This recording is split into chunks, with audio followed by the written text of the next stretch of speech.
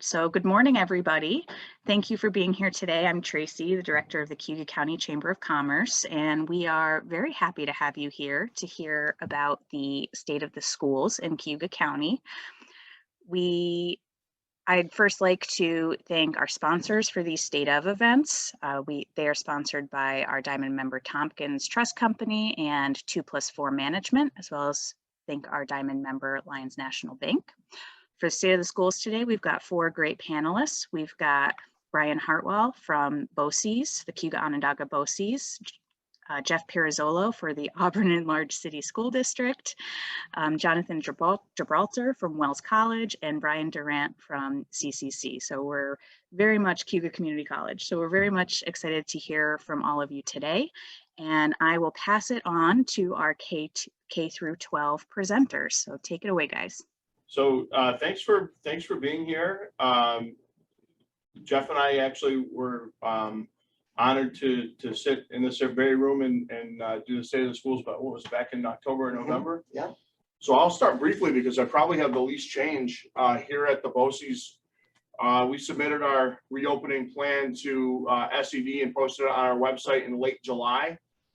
For the 2021 school year, and our reopening plan effectively became our stay opening plan. So we were very fortunate to be able to welcome all of our students back in person. I think that the primary reason we were able to do that is our space. We have a 200,000 square foot facility that allows us to adhere to all of the social distancing and state guidelines and 9 districts that are fantastic to work with in terms of transportation and meals and those types of things. So the communication is high between the 10 of us, and we've been very fortunate to accomplish that. Off campus are students that are going to BOCES programming that's housed in districts. We follow the host district schedule. So depending on who the host district is, there's a variety of models out there, from in-person to hybrid to remote, and we've gone back and forth throughout the school year, as you all know. So we've been very fortunate to have high communication, a health department that's been very willing to work with us and be part of the conversation and partner with us along the way. So real happy about that. All right, Dr. Hartwell. You can't say the same, unfortunately, right? I know things are changing by the minute in Auburn. It's and it is, and very lucky. We're very, very lucky. And Tracy, thank you again for having all of us to talk about the state of our schools. And before I go on, I have to thank we've got a supportive Board of Education that allows us to continue to move forward. Great administrative staff, teachers, teacher aides, all around, secretaries. Everybody has worked so hard together through these trying times. And again, I can't thank them enough for all their hard work that they've done to come together. But this conversation couldn't have happened at a better time, because I notified the community and our staff yesterday that our anticipated day of returning to full in-person schooling will be April 19th. And that's going to be dependent on our COVID cases remaining low during the 2-week period following spring break. So again, our anticipated return date is April 19th. So what does that mean? So we are looking at moving our classroom desks from 6 feet to 3 feet, so that we can fit double the number of students into our classrooms. Again, our students will continue to wear face masks at all times. We've been doing this since September, so this is nothing new for our children. And we've worked with transportation to figure out a safe way to be able to transport, moving from 22 students to 44 students, so we can get all of our children to school. So for our hybrid students that are going to school right now 2 days a week, at the elementary school, they'll be going to school 5 days a week. And our hybrid students at the high school and junior high school will go to school 4 days a week. We're also going to be reaching out to all of our students that are completely remote. Our principals are going to call them and offer to them to return back to in-person learning. If they would like to return back to in-person learning, we're going to open up our doors and we will gladly invite them back in. If they do want to remain remote for the rest of the year, they can choose to do that as well. Our students at the elementary level, the reason why we can go 5 days a week at the elementary level is because we also have a remote academy that we are offering to all of our families. And if a student is in the remote academy, they have a dedicated teacher that teaches them every day remotely. So that is going to allow for our elementary students to be able to come back 5 days a week to receive instruction that way, because our remote teachers at the elementary level will be meeting the needs of those children. At the secondary level, we're going to be opened up Monday, Tuesday, Wednesday, Thursday for all students that will want to be in person. Again, the reason we have to do that is because our remote students, the program looks a little bit different at the secondary level than it does at the elementary. So the secondary remote program is more self-directed. So they follow their schedule. So they still have the same teachers that they've had all year long. So our teachers at the secondary level are still going to need those Fridays to upload lessons and activities and videos so that our kids have that for the following week. But we are very, very excited. We have a lot of details that we have to continue to figure out. We're working on plans for dining because, again, we have to stay 6 feet away when we're eating. So we're maybe going to split our cafeterias up into quadrants so that we're still not having our pods mixed with one another. So we can leave half of our students maybe in the class. The other half will go into one of the quadrants in the cafeteria so that we can keep the 6 foot distance. At the junior high and senior high at Auburn High School, we have a lot more areas that we can spread the students out to. And hopefully the weather's going to start getting nicer and we can put picnic tables outside and have kids eating outside. If we've got to go outside to teach, I'm going to welcome teachers to do that as well. So I'm really happy being able to collaborate with the Cayuga County Health Department. They've really done a great job trying to get our children back into school. Yes, I've been calling and hounding them quite a bit. But, we just need to get our children back into school and in-person learning, both for academic reasons and social emotional reasons. So, we're excited. We're finding creative ways to try to move forward. We've already had a banquet for our seniors who have a 95 or greater average. And we also did a small ceremony for our National Honor Society members at the high school this week. We're still figuring out ways to be able to offer our junior and senior prom for our children because they've missed so much. And yes, it may have to be broken up into 2 or 3 different evenings. We probably can't have, we know we can't have 350 kids at a senior or junior prom. So we're going to have to do multiple evenings of it. Sports are starting back up. We're really moving towards the right direction. I think even though April 19th seems, it's a pretty late to bring all of our kids back. I would have loved to have had them back April 5th, but I certainly understand the 2 weeks after spring break. We did the same thing back in January. When we came back, we gave that 2 weeks past New Year's Day to make sure we got through that infectious period following the holiday break. So absolutely makes sense what the health department is doing. But what this is going to allow us to do is from April to June is to really make sure that what we're doing, we'll be able to roll back out in September and continue to do it safely for our children. We really don't know where we're going to be in September. So coming back, having the opportunity to come back in April is really going to benefit all of our schools in helping us plan for September.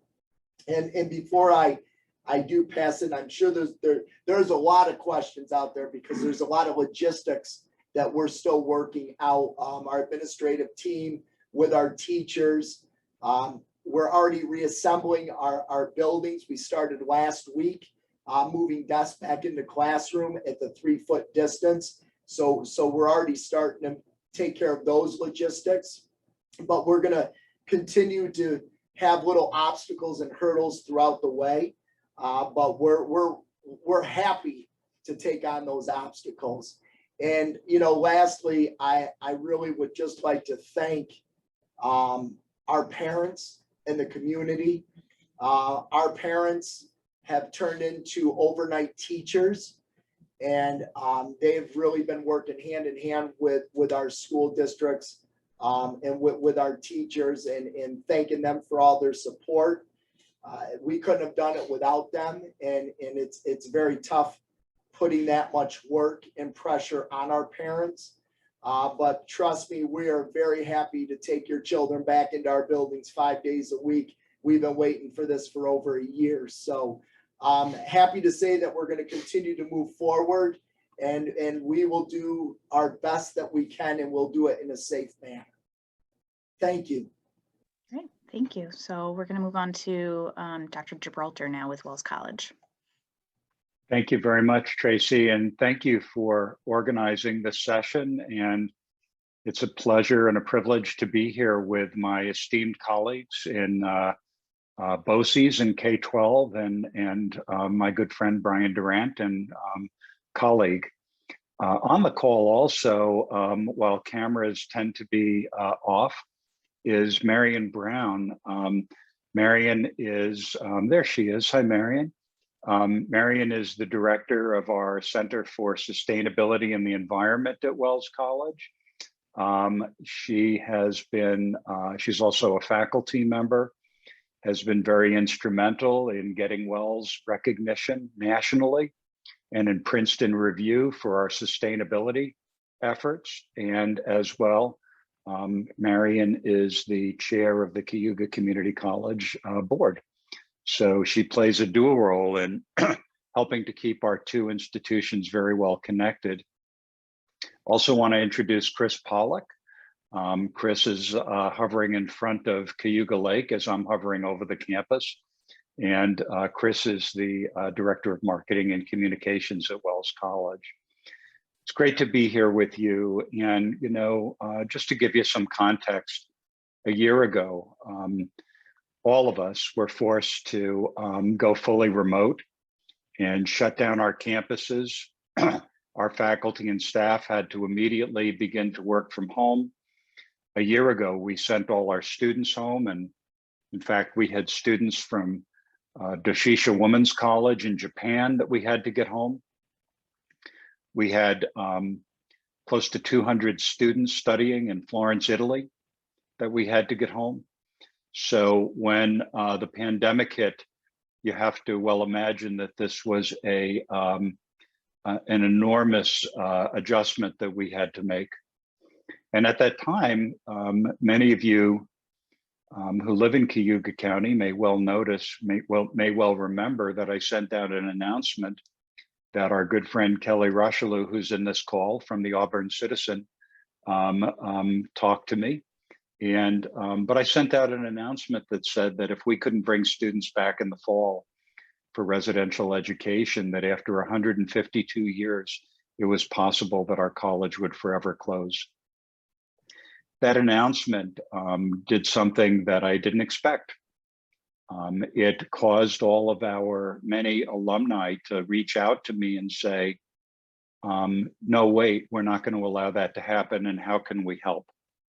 And so in 8 weeks, we raised $3.7 million from over 1,600 alumni.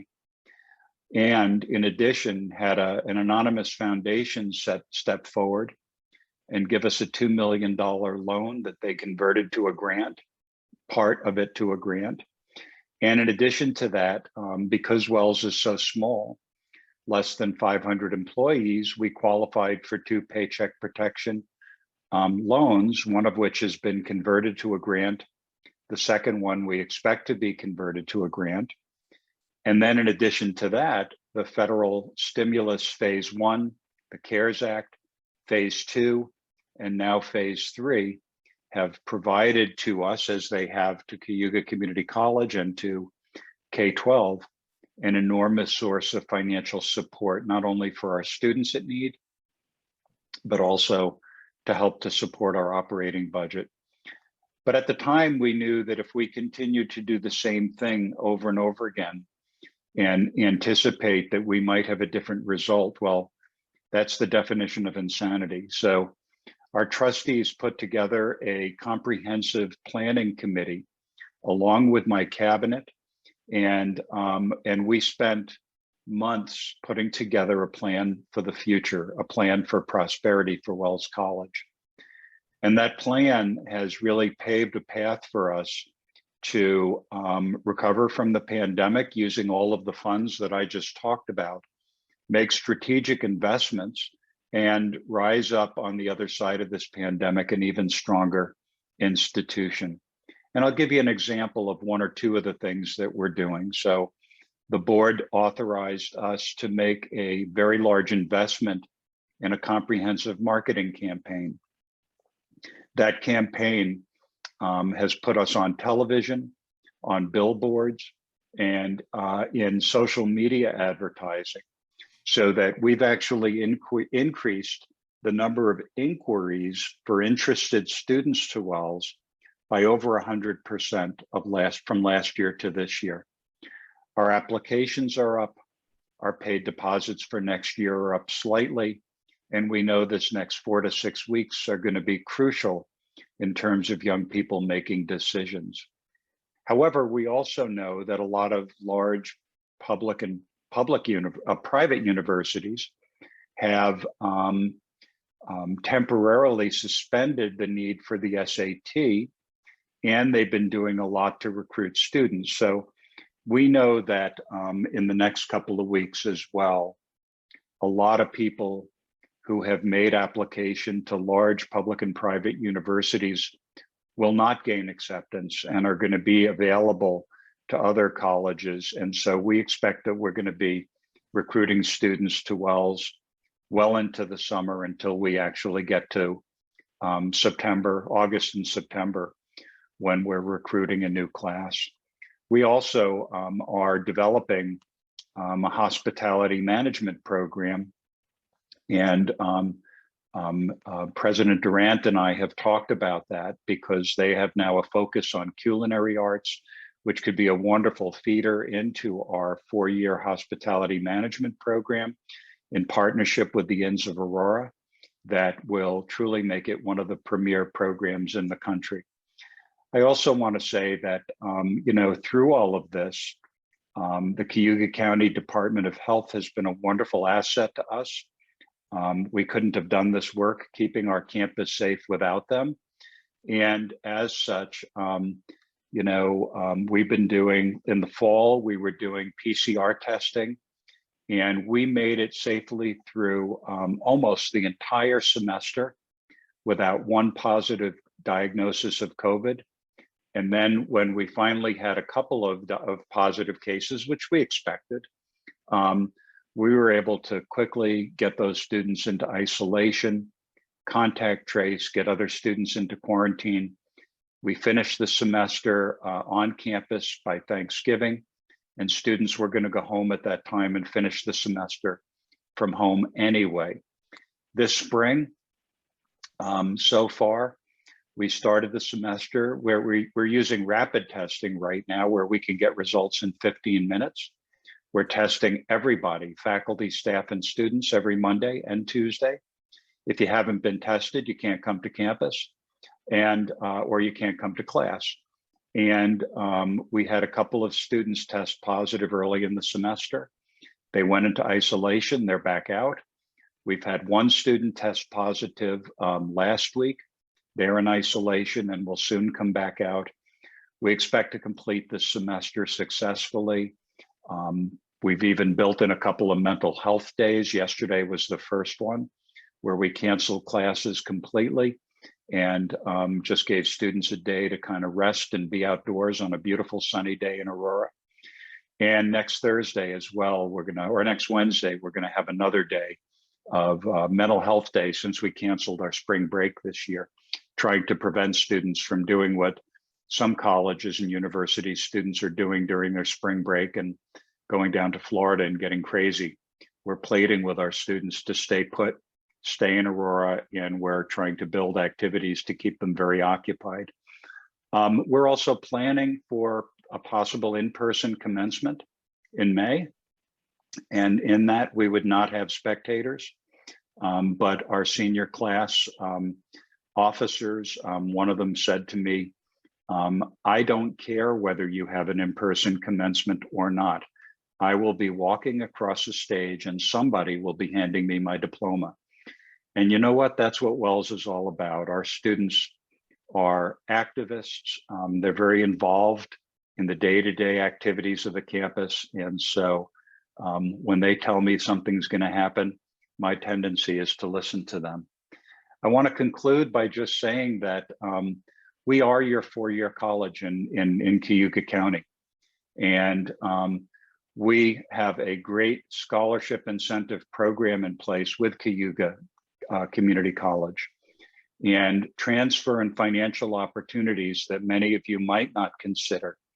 So if you have children, nieces, nephews, grandchildren, friends who have young people who may be seeking a path to college, we hope that you'll give us a shot, because while many people will look at a small private liberal arts college and say, I can't afford it, at the very least, you should give us an opportunity to discuss it with you so that we can see what you can afford, and we can help you with scholarships and academic support that perhaps you might not even expect.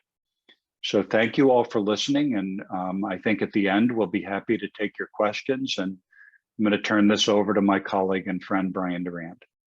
Thank you, Jonathan. Good morning, everyone. Good to be with you. Certainly good to see so many faces. It's been too long since we've been able to be in rooms with each other and talk and catch up. So I appreciate the opportunity that the Chamber has provided us. And certainly, I'll just take a moment on the call today. We also are fortunate to have three of our college trustees, I believe, as already mentioned, our chair, Marion Brown, Tricia Kerr, and I believe Tony Franciscelli is also here with us, three members of our trustees. I apologize if I've missed anyone as I'm looking at the checkerboard here on our screen. So, certainly, for any of us sitting here today in leadership roles in education, whether it be K-12 or in higher education, if you would have told us as educators that at some point we would be leading organizations through global pandemic, we all would have probably signed up for something quite different. But the last year plus has certainly been a challenging time, not just for us and our roles and for our students and our community.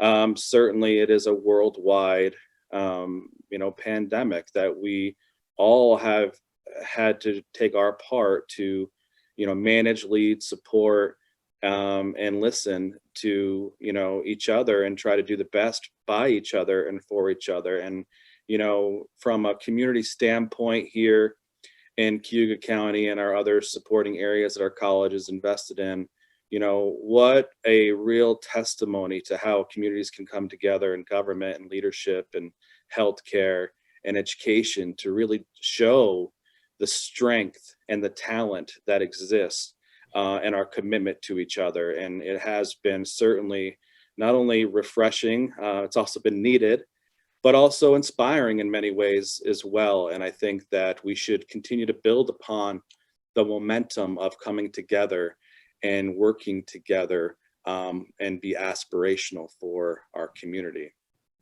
That being said, certainly, just like everyone else, Cayuga, in March of last year, we went to a fully remote instructional design and support design for our students and for our staff and our faculty.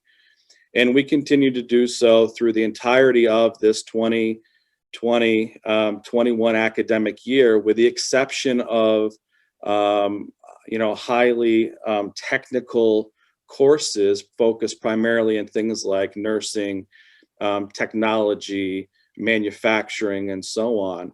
We made the conscious choice this year to have 90+% of our traditional courses that we offer in person to be remote or to be hybrid, keeping the density of our campus and a very manageable level, and trying to make sure that our students would have some anticipation of what to expect when she or he was choosing the courses that they were going to enroll in. And that continuity, we believe, has served us pretty well. And certainly is something that we're going to look to do differently in the fall. But one of the positives that I think, if we can find some silver linings in circumstance, of course, is related to the fact that we have seen tremendous resiliency from our students over the last year. Students that are learning in ways that they did not believe they would be or be successful in. And also as a higher ed practitioner, we see the positives, if there are some, and the fact that the children in K-12 have had some now remote experiences, self-paced and engaging from a distance. Those are technologies that several Cayuga students have been using for years and often have never had exposure to them in the way that they will now.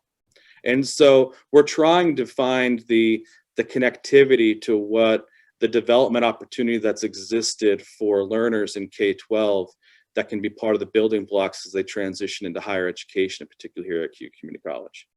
I also want to speak a little bit to the innovation that our faculty have brought and delivered. Being able to make really within a moment's notice, if you will, to transition courses that had historically always been face-to-face, and just like that, be able to go remote and offer both synchronous and asynchronous instruction, be able to look at ways to connect with students from a distance, leveraging the technology that exists and meeting students where they're at. That commitment to the student and to the institution is what really carries and builds the spirit of an organization through a particular time. And without the innovation, our commitment of our faculty and staff, our students wouldn't have the experiences that they've been able to have and the continuity of their educational experience towards their goals. And certainly, as an institution, we have been challenged to leverage our technology to identify new emerging technologies to try to support the student engagement aspect of an institution outside of the traditional educational delivery, and things like academic support, tutoring, campus life, and so on. And these moments or these movements are going to be things that are going to continue in various ways, even when the next new normal will emerge over time as we move forward. And so, certainly at Cayuga Community College, when we talk about the state of the college, when we talk about where we're at, we look briefly at our recent history. And our recent history here, we have worked diligently with our trustees that although the demographics of our community continue to shrink and are challenging for each of us in our various ways, and our enrollment has been down in recent years, our financial position has strengthened over the last 6 years, and we continue to have reserves that are appropriate and adequate that have prepared us to weather storms that we may or may not even anticipate. And so from a financial perspective, I want to make sure that our community knows that we are as stable as you can be during a global pandemic and in a moment where state aid is unknown, state future financing is certainly unknown, and we know that enrollment has declined and will continue to decline for community colleges based on historical trends. And it's not as though that we're not going to continue to leverage ways to market and leverage ways to engage various potential students to engage with us. But we know historically that our school districts have been shrinking over recent time, and our traditional captures come from those districts as well as greater communities. So we know that we're all in this together. And the main priority at this point really continues to be as comprehensive as you can be. Even though that your resources may be dwindling, you need to make sure that you're maximizing them in a way that reaches your mission and certainly sets you on a path to achieve our particular visions. So our recent history, we have been focused on looking at partnerships that have allowed us to, I think, strengthen ourselves in various ways. Certainly, we have partnered with the city in recent years to build our athletic facility that the college has never had with Falcon Park. That's allowed us to give our students the experience that they deserve to compete intercollegiately in athletics. We have been able to partner and be able to secure, a childcare facility on Wall Street in Auburn that's allowed us to expand our childcare, nearly by 40 or 50 children to be able to serve, recognizing the community need that's been identified historically to need high quality and safe and reasonably affordable childcare in our community. We've been able to do that this year. We are also able to, partnering with school districts and others, recognizing a need. We created, like many others, a school age program to help families that may have children working remotely. And that's something we're able to put together in just weeks, like I know many of our other partners in our community were able to do as well, just showing that being connected with each other identifies issues, identifies problems, and looks for solutions. And certainly, we also are very excited about, in the coming weeks and months, the opening of our Culinary Arts facility that was mentioned earlier. That is something that would not have happened without a partnership with the city and their inclusion for their visioning for a downtown revitalization initiative. That, in essence, without that funding, we would not be able to create this facility that not only supports a program that we wanted to offer as an institution, but supports the hospitality and tourism industry of our region, which we know is one of our largest and most significant economic drivers. Demonstrating our connectivity to our industries, to our schools, both in K-12 and in four-year partners, shows the hub that we are and can be and need to be to provide various pathways for our students to furthering higher education and to furthering workforce readiness and ultimately to employment. And that is a big piece of what we're trying to do. The next part of our system that we're looking at right now, already supported by our trustees, is on our Fulton campus.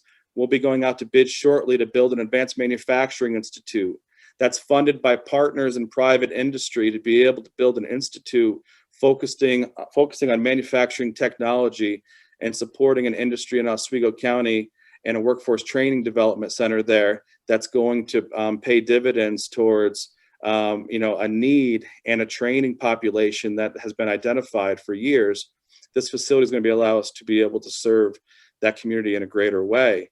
One of our next visions here in Cayuga County, of course, is to build a workforce development center on Grant Avenue. We have, through a generous gift of the Cornell Cooperative Extension Board of Cayuga County, we have been able to secure the facility of that particular building. And our vision with trustees and with our county is to build a one-stop workforce development center that's going to be all things from unemployment to training to enrichment to having employers have readiness opportunities on our particular facility to provide the training necessary that they want to design for their workforce. And just finding another community asset that's partnering with multiple agencies, maximizing the facility, increasing access, increasing utilization, and knowing that something like that will not be as strong as it can be without several partners and a community buy-in that we're looking for and already believe that we have. And that's these types of strategies just shows that our commitment as an institution is not to stand alone and to worry about just ourselves, but we go as each other goes. And so if we work together, and we're going to be able to identify how we can maximize these resources, create the programmings that are necessary for training and for transfer, and we'll move forward. So as we look ahead as a college, we certainly, we recognize the challenges that exist that a global pandemic has brought us, that the demographics bring us. We know that enrollment will continues to trend potentially downward. What we're focused on right now is building comprehensive programs with partnerships in K-12 to enhance what exists from a curricular design perspective and helping people achieve, additional college credits and a pathway towards college or career, and certainly looking to strengthen our pathway to four-year schools, Over 60% of our graduates transfer to four-year institutions. We have a number of articulation agreements that make that with ease, and we certainly want to be able to demonstrate to families and students in our service area that what they're doing while they're in high school or what they're doing when they enroll here, how it builds upon itself for transfer, workforce readiness, and certainly to position them well for their future careers and goals. So we're laser focused on that. We certainly aren't in it alone, and we're just we're trying to do our part. That although we have to be focused on managing the pandemic day in and day out, we also know that it's helpful for each of us to find the morsels that we can to be able to look ahead and to recognize that we got to continue to move forward as and when we can. In closing, I just want to thank the Health Department of Cayuga County and others for the work that they've done with us. We also do mandatory testing weekly for all of our students and employees that come into any of our buildings. We do surveillance every week that comes into it. That'll continue for the foreseeable future. We're going to keep our buildings as safe as we can, and we want to be able to be as healthy as possible. But in the fall, we're going to be looking to expand what we're offering face-to-face, have more of a population on campus. As long as it allows us to do so, we will, and we'll be committed to doing everything we can do to be in constant compliance with the state of New York. So thank you again for your time and for indulging me. Well, thank you so much to all of the panelists for your insights and your updates. We did get a couple of questions come in early in the session during the K through 12, although this first one I think higher ed might also be able to respond to a little bit as well. So this question is about measuring student success. So how are we measuring student success during COVID? Can we touch on what's happening around testing and grading right now at the Auburn School District and throughout the county and state? So let me start with the state level assessments. That news just kind of broke about a week or two ago. The Board of Regents met at its March meeting and announced that they were canceling the Regents examinations that they had control to cancel. So prior to that, they discussed that there are 4 Regents examinations: Earth Science, Living Environment, Algebra 1, and ELA, English Language Arts, that are tied to the Every Student Succeeds Act, ESSA, which is a federal act that replaced No Child Left Behind. And that, in addition to 3.8 testing, we had requested a waiver from the federal government, and the initial waiver request was denied. So the denial of that waiver means we have to move forward with administering those exams for in-person learners, as those exams will not be offered remotely.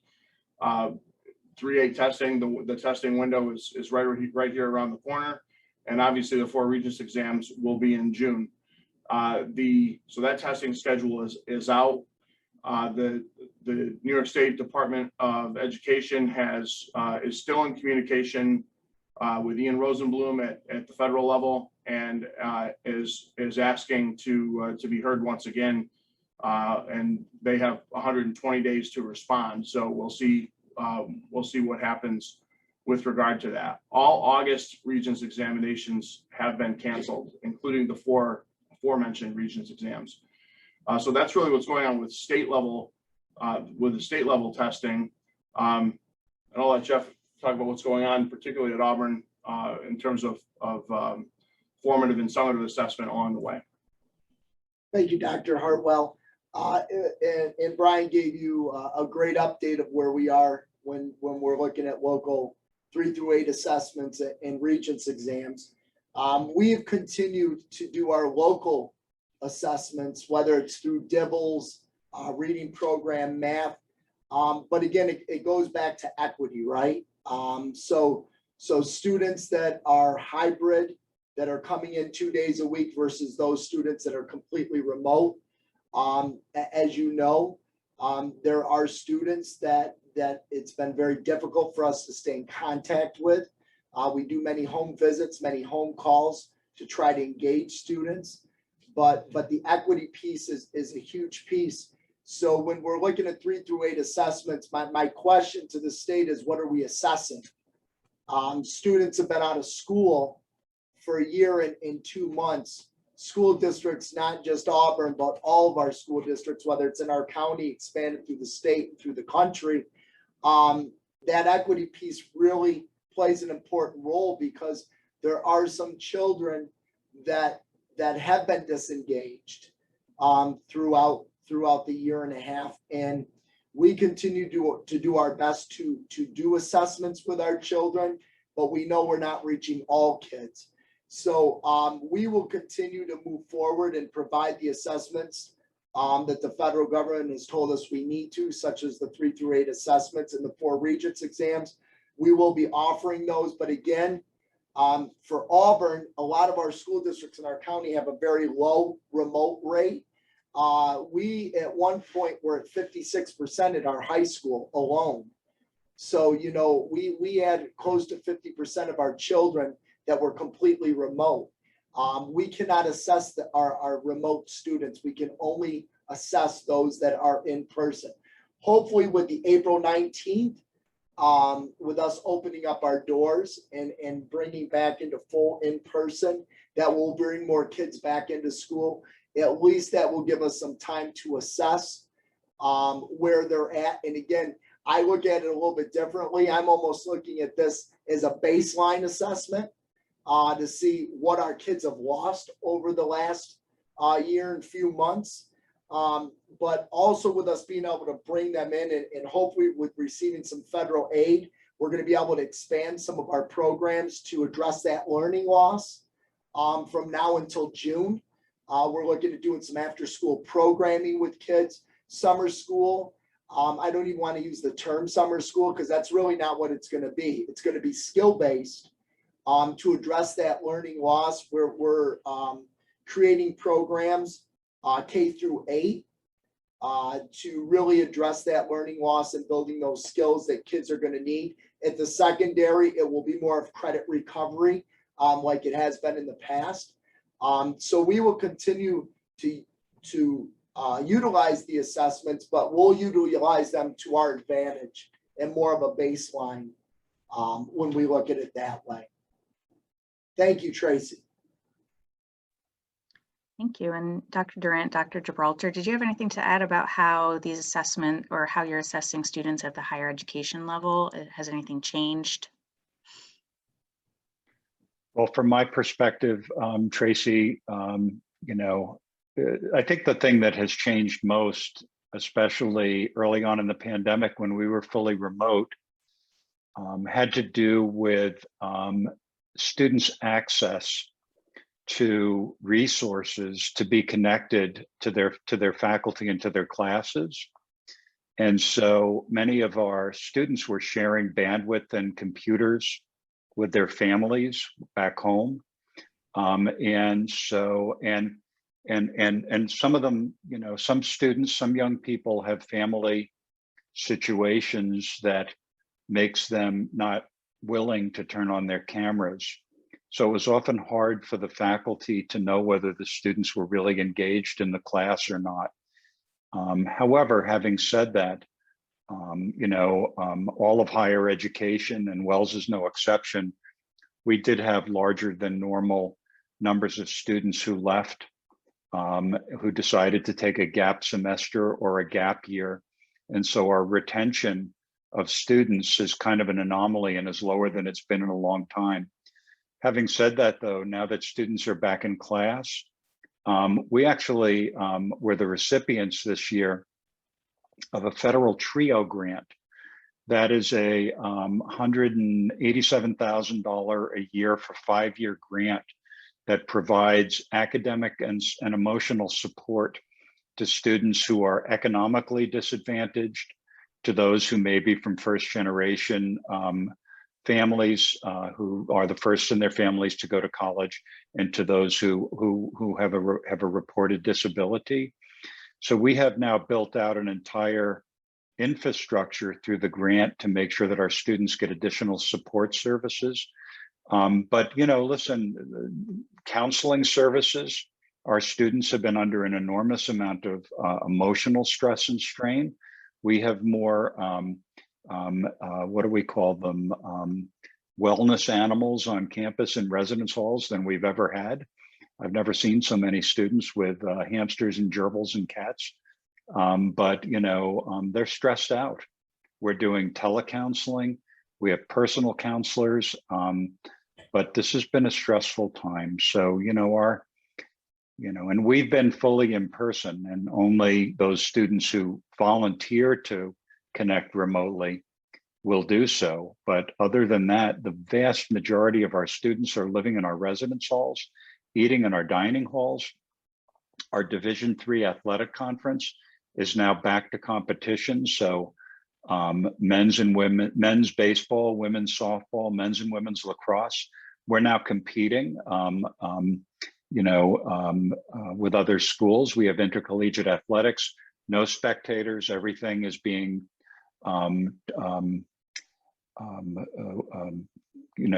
filmed and shown, streamed live, that's the word, right? Streamed live so that parents can see their students participate. But, we're looking for a real recovery next year. And, one of the things that, I don't know if, the State University of New York writ large is going to be requiring students to be vaccinated. But, this week, the governor has made it clear that all faculty and staff at colleges and universities are now eligible to be vaccinated, no matter what age, no matter whether they're in person or remote. And so what I'm trying to decide, and the wisdom of living through this pandemic tells me, is that I may require students to be vaccinated to come to campus next year. Yeah, I'll just add from a from a traditional sense, for those that maybe do not are as familiar with it, is that our assessment really will compare course completion to this year, this semester, to previous semesters.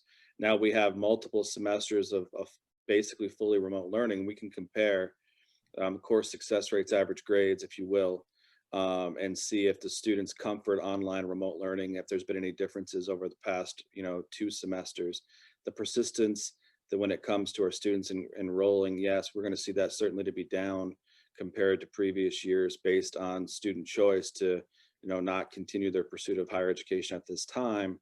But when we look at it from an institutional assessment perspective, we will look at all of our assessment modules as though everything is the same, and we will use these years to benchmark against them, and use the data in a meaningful way, and then continue to move forward. But for us, we'll look at our comparison fall, spring, persistence, retention rates, and we'll look at our course completions and our other institutional learning outcomes assessment modules, and determine what information we can glean from it. Because I do believe one of the things that's going to happen in the future is, although we're saying we're going to go back to on-campus presence, this, that, and the other, there will be learners who will now want to prefer to be online and in hybrid formats. And that will reset some of the success rates and persistence rates, because the pattern of enrollment will be different compared to how it used to be. That's really interesting. Thank you. And we just have one more question, and then we'll wrap it up. This is specifically for the Auburn School District. So Mr. Pirozzolo, listen up. In regards to remote students at the elementary level, it was stated in the email that they may not continue with their current teacher. This familiarity is essential, and losing their current teacher may create issues for the remote learners this late in the year. In regards to returning to school this late in the year for remote learners, is there any plan to support, it moved and I got confused. In regards to returning to school this late in the year for remote learners, is there any plan for support regarding their transition, as most of the kids haven't been in the classroom for over a year? Yeah, and that's a great question that I'm sure our parents are concerned. But what we did when we created the Remote Academy, Tracy, is we actually took 21 existing teachers and dedicated them to the Remote Academy, because that was the number of students that chose to go remote in the beginning of the year. If we have a huge influx of children that want to move from the remote academy back to in-person every day, some of those teachers will have to go back into the classroom because our numbers will be too big for in-person. So, you know, the next couple of weeks when our principals are reaching out to parents to find out whether they want to stay in the remote academy or come back to an in-person model, we have to look at those numbers, because I can't have classrooms in Auburn in our elementary rooms with 35 kids and remote teachers with 5 kids. So we really have to restructure that.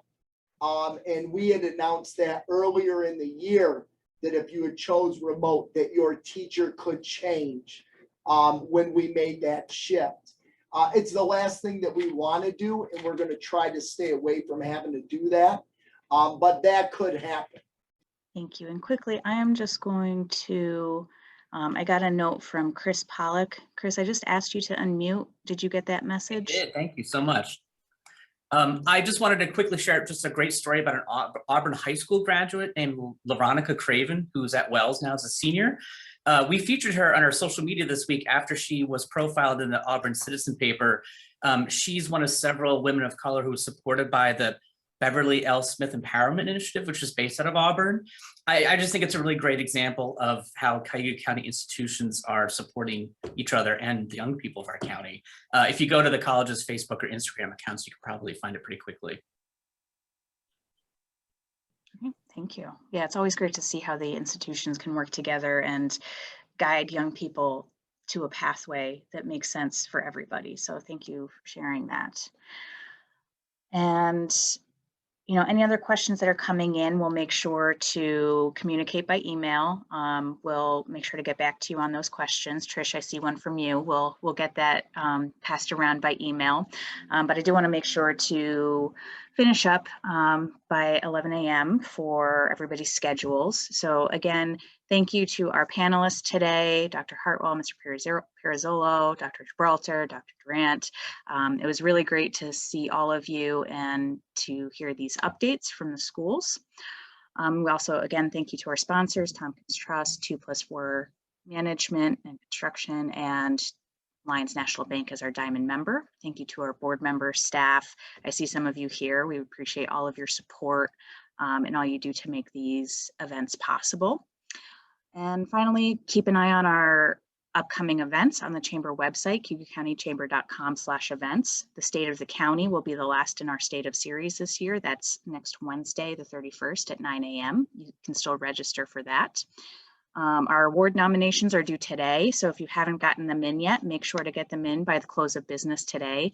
We're excited about the nominees we've gotten. It's going to be really hard to choose the winners this year, but keep them coming. We always like to have those nominations in the mix. So that is also available on the website. And then there's just some good educational and informational sessions coming up. So do keep an eye on the website. And again, thank you to everybody for attending and for listening in. If you have any last questions, drop them in the chat and we'll make sure to address those by email. So have a great day, everybody. Thank you again to the panelists, and we'll see you again soon.